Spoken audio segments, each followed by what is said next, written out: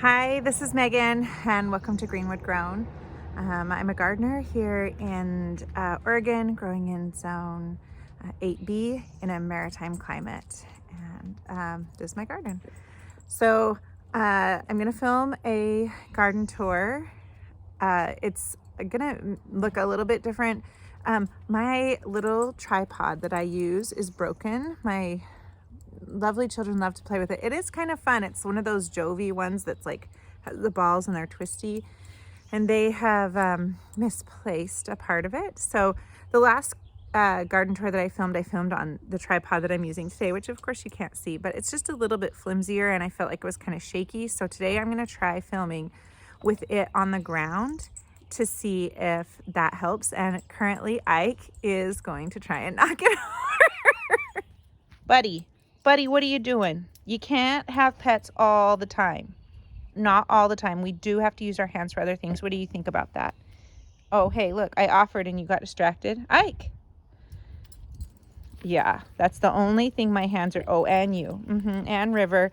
It's the only thing my hands are supposed to be used for, obviously. So we'll see if we can keep them from knocking over the tripod. So first I want to show you the dianthus, which is, I am just blown away by it. This is the first time I've grown dianthus. I started these from seed clear a year ago in February or March, and they just grew as a green plant last year, and this year look at them. I mean, just they are something else. My word, I'm looking forward to having dianthus in my garden. I will always grow it from now on if I can. Behind the dianthus I have cosmos, which are blooming, and some strawflower, which is not. Hopefully we'll see. They are doing really well. The heat of the house gives them a little bit extra heat, and so hopefully they will they'll get taller than the dianthus. That is according to the seed packets, they should get taller, but we'll see. The rest of this bed is looking great. The honeysuckle still smells amazing. And then the two new calla lilies, two of the three are blooming. These two, the two white ones right here, were started in the greenhouse. And there's one where this is right here that is not up yet, that was not started in the greenhouse, that I put directly into the ground. So sort of seeing the difference there. We're coming close to the end of the lupin, but it's still blooming. We still probably have a couple weeks to enjoy her color, and then she'll just be a beautiful green plant, and we're okay with that. Do have a few zinnias that I did not top here, and there's a pink one over there. I'm actually going to top them so that they'll bush out more and produce more flowers, but I did let a few go to flower while I was selling them so that people could see the colors. And we've got something eating a couple of them over here, so I have some other ones. These might need to be replaced. And the same going on over here. I let these zinnias go to flower so that I could see what color they were, and then I'm going to top them so that they bush out and produce more flowers. Moving in through the entrance to the garden, the calendula is enjoying just this little bit of heat. The calendula is a really interesting flower. It is not frost tender. It where we live will actually live the entire winter, and even will have a few blooms on it through the entire winter. But as soon as you give it some heat, it is like, oh hey, what's up, and starts producing a lot more flowers. So we have a lot more calendula, like younger calendula, that I have seeded in this bed while we wait for the echinacea to take over, and then some others, young ones, around these stepping stones that I just put in. So the dogs like to use this path along right through here instead of, walking to the sidewalk and then on the stone path. And I just gave in. This is an area where I usually put my tropical plants when they come out of the greenhouse. It's still too cold to bring them out of the greenhouse, so that's where they still are. But this area right here usually, well, it has pots in it, but right now it does not. The sage is still flowering and looking beautiful, both of them. The other one's over here. And does anyone know what this flower is? If you do know, let me know in the comments. I planted it, I think 2 years ago in this pot. It took over the entire pot, which I'm perfectly happy with. But I honestly don't remember what it is. So if you do know what it is, let me get, oh, I just caught the tripod on something. If you do know what it is, let me get a close up there for you.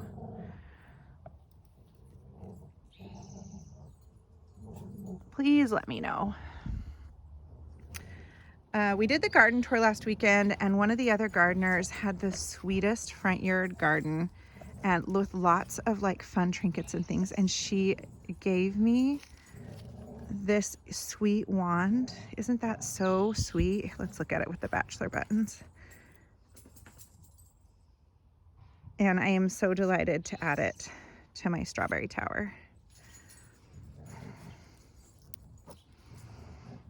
The bachelor buttons are popping, looking delightful. And otherwise the garden just still has calendula, a few greenhouse petunias, and of course the pansies are still loving life. Oh, and there is some lobelia that is blooming right here. But yeah, the pansies are still loving life because it's cold. So we'll let them go as long as they want. They just like took off and filled up. That was from, I think, just 3 or 4 plants that filled up that whole planter. So that's really fun.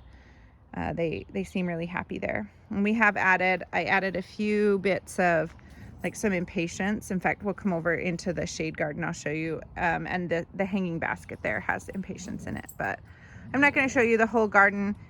The plants are bigger, but there's no color in the flower. There's not much color in the flower garden yet.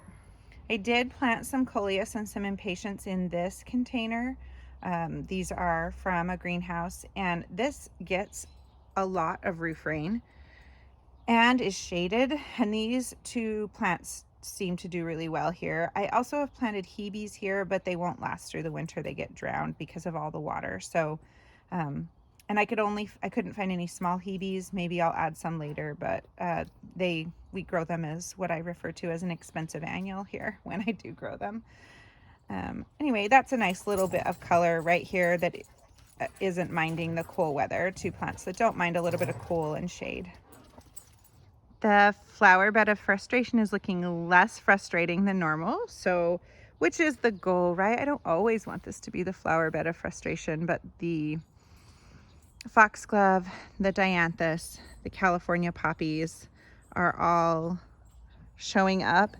And I did transplant some German chamomile here, and it seems to be doing okay. I also have some other plants that another gardener traded with me that are going to go in throughout this bed that she recommended to try in this spot. So I'm looking forward to those. I'll talk about those when I get them in.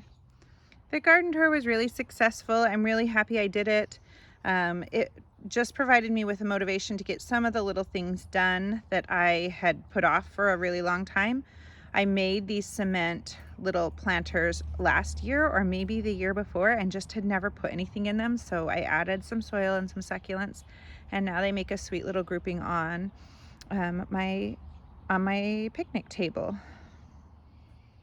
The herb garden doesn't look too different. I did do a little bit of weeding, but it's not fully weeded out yet. It looks like the feverfew is about ready to pop into flower. The one lavender that was struggling is recovering. And we took our first harvest of oregano, so those plants are shorter and actually look healthier and better when they're cut. So it's a win-win for us. I love oregano and use it all winter long, so I dry it all through the summer, and the plants look happy and healthy for it. Over here, the fenugreek is outside and not loving life, but we'll see. It's mostly still green. I just think it needs more heat. It's a heat-loving plant from what I understand. This is the first time I've grown it. And the same with the Tulsi. This is one of my two places. This silver pot is one of the two places I'm growing Tulsi. And they just have not done much since being put outside. I might move them back into the greenhouse, but we are supposed to get up into the 70s this next week, so we'll see how that goes. The lemon balm and the other oregano. So this is what oregano looks like. It's getting ready, like it's getting ready to flower, and I don't want it to flower. So that's when I cut it, is right before it flowers, and then we dry it. So this one needs to be harvested. We did a little bit, but I ran out of drying space, so I need to clear some more drying baskets so that I can harvest this probably today or tomorrow. The basil beds don't look much different. They are looking kind of droopy, just like the Tulsi. Again, they need more heat, and they're just not super happy with this cold, wet rain. Hopefully this next week will help them perk up and get bigger. These marigolds, however, those were the first marigolds I put in the ground, and look how happy they are. So fun. We also had our red scarlet runner beans that are going to cover this trellis pop up. And the, what is this vine called? I have a hard time remembering. The common name for it is black-eyed Susan vine. So it's right, those two plants right there kind of look like weeds, but they should get big and start growing up this vine. I have several of them, and one of them is it is starting to grow. I think, again, lots of things just want a little more heat. So moving through the arch into the garden, the potatoes are still looking really healthy. So they won't be ready to harvest quite yet. They have a few more blooms on them. I thought this was fun. If you remember, this was a compost pile last year, and we composted a lot of things down into like nothing in it. But there are some zinnias growing in there, and then I have found 3 artichoke plants that when we harvest the potatoes, we will save and transplant. So that's really fun to have. For some reason, my garden likes to grow artichokes, and I just am not going to complain about that at all. But yeah, so a couple of new artichoke plants from the compost bin. The garlic is starting to yellow, which is exactly what we want it to do, and very exciting. One of my favorite treats from the garden are garlic scapes, and they are finally showing up, and they are ready to harvest. So that will be, they show up not all at one time, but just sort of like over the course of 2 weeks. So I'll harvest a handful of them every couple of days until we're ready to harvest the garlic. Miracle the artichoke is making a miraculous comeback as expected. The squash bed over here has everything is coming up in it nicely. There will be a row of sunflowers in the middle of that, and then there's nasturtium on the edge. And I don't think all of the squash plants are up, but most of them are. I may have to reseed a few. Over here, the chaos bed, we are eating tons of salad. There's another right there. That is another volunteer artichoke. I don't know how that one got there. Probably a bird. But that's fine. We'll dig it up when the chaos garden is done and transplant it as well. We're eating the arugula flowers. In case you're wondering why half the bed still has arugula in it, arugula flowers are edible and delicious, and also the pollinators love them. So I leave half the bed in the flowers until I need to harvest the lettuce, and then I pull them out as I harvest the lettuce. The onions are looking great. I think I'm gonna fertilize them. I did cut their tops off. I'm gonna do a video about it. I put a reel on my Instagram, and of course this is, if you weren't aware, a very controversial topic as to whether or not you should cut the tops of your onions off. I do. I think that it, in my experience, results in a bigger bulb. So that's what I do, but to each their own, to each gardener their own. I've put the radishes that were here got harvested, and these are 3 cantaloupe plants. that will have a little bit more room once the the onions are harvested. And there will be another plant in here, but it won't take up as much room. And then also these are beets, and as they're harvested, the cantaloupe will get a little bit more room. Let me back up here. This bed doesn't look like it has a lot going on in it. I planted yard-long cucumbers in here, and the cucumbers are either super slow to come up. I have one up right there, that tiny little plant. Otherwise, there's nasturtium, cabbage that I'm hoping will head up from last year, but is really like not doing anything, but we'll see. And then cucamelons, which take a million years to grow up, to show up, and I really need to get that Malabar spinach out of there. I'm gonna just let one or two of those like hundreds grow. I've given several away to people that want to try it, and now it's time for it to just come out. Over here, the first cilantro crop is looking amazing. We have harvested from it and can continue to harvest from it. Next to it is another cilantro crop that isn't up yet. These are Romanesco squash that they won't really climb this trellis. I'll have to train them up a little bit. They won't go all the way up. That's okay, that we're leaving that for the cucumbers.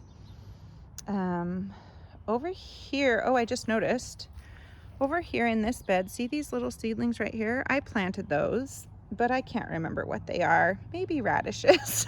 We'll see. The spinach is looking like some of it's going to bolt, so I'll come out and harvest it. And I did plant another run of them behind them, so we'll get another. We may get more spinach. This is a slightly heat tolerant spinach. We may get another crop before we get really hot and it's too hot for spinach. The rainbow chard, can you see the rainbow chard right here is looking great. I don't think that the camera is picking up the colors. I love rainbow chard simply for no other reason than the color that it adds. There we go, that's better. See the red and orange and yellow? The color that adds to the garden is so much fun.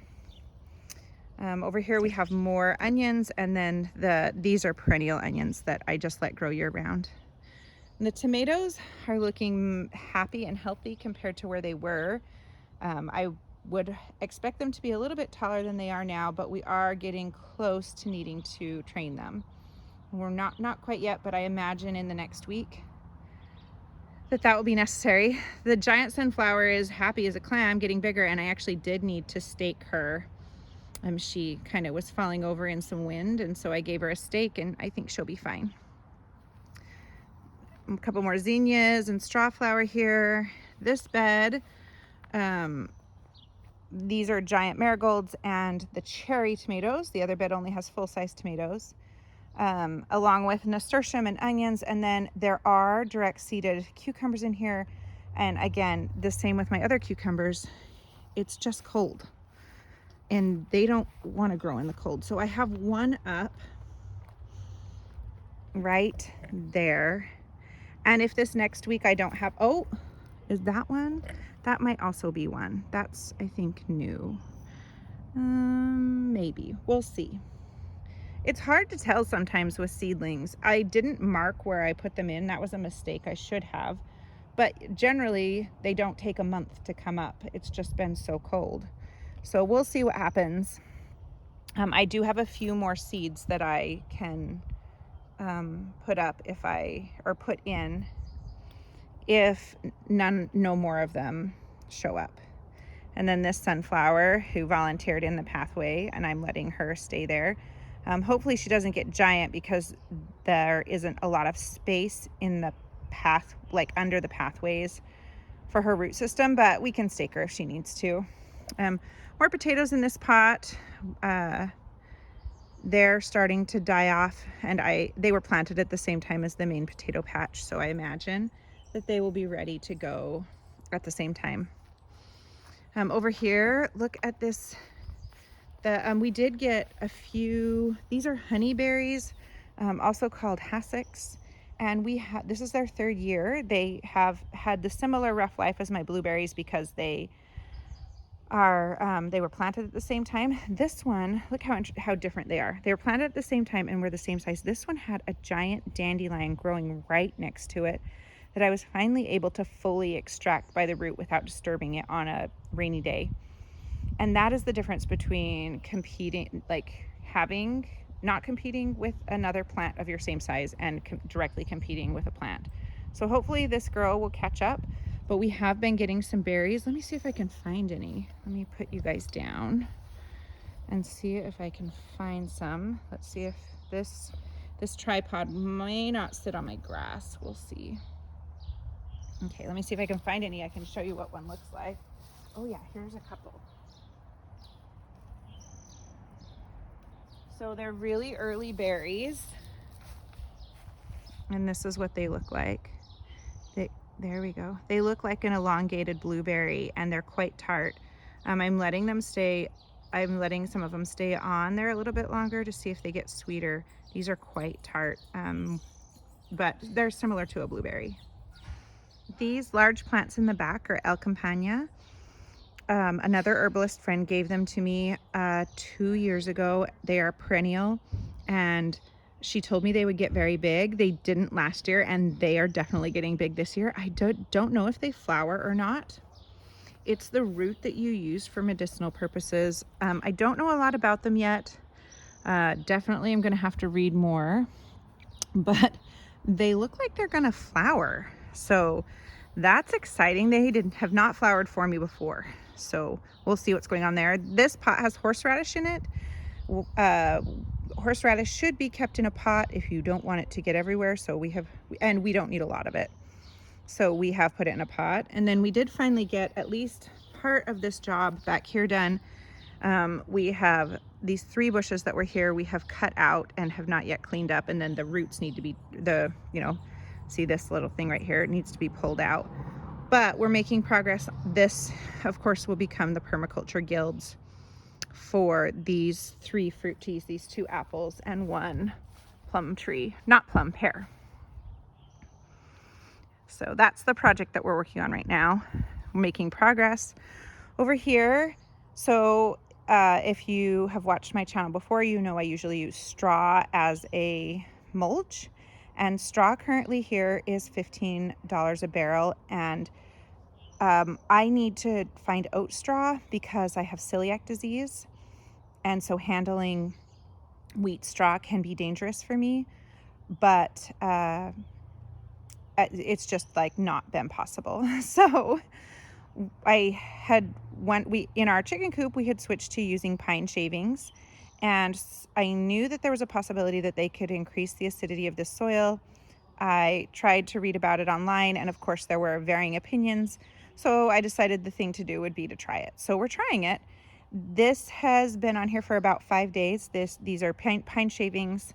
You buy them at a feed store, and the brassicas seem to be thriving with them. So you may see this in more parts of my garden. Over here, the new onions have been in about 2 weeks and they're perking up. When you plant onions as little like grass stalks, they kind of look pathetic and weak, but they are perking up and being happy. The motherwort is getting giant and is about ready to bloom. Isn't she happy? And then this bed has Jerusalem artichoke in the back here, and we planted the rest of it out in straw flower and a couple of marigolds. Just for fun because we had some and didn't have anything else to go in there right now. All right, and that's the garden tour for late June. Let me know if you have any questions. If you know what my mystery flower is, let me know. And I will talk to you next time. Bye.